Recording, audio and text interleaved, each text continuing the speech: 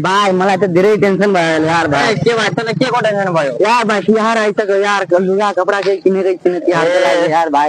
मलाई टेन्सन भएर कहाँ घुम्ने के गर्ने, तिहारको कपडा नै भेटाउँदै छैन कसैको दोकानमा यार। म त सुनेको छु भाइ एउटा आयन फेरि स्टोर छ त गौरीगञ्ज पुलाको बगलमा।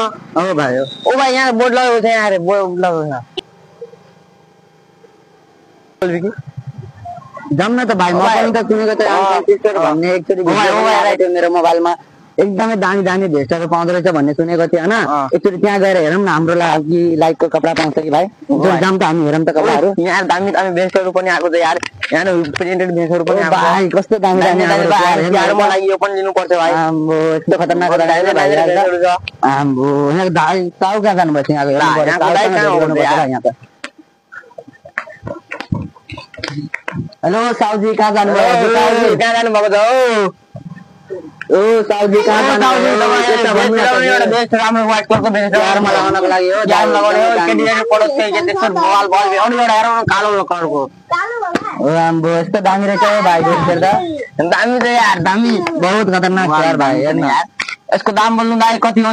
कति रहेछ दाइ यसको दाम? कति हो? 1050 हो। हजुर दाइ यति दाम किन बोल्नु भएको दाइ? हामी त्यति गरिब मान्छे हो, यति तपाईहरुको युट्युब धेरै हेरेको थियो मोबाइलमा। तपाईहरुको मान्छे पो रहेछ नि। को दाइ हामीले गरिबको मान्छे हेरौँ नि कस्तो हेरौँ छिटो फास्ट 2000 जस्तो हेरौँ त दाइ फेरि कस्तो छ।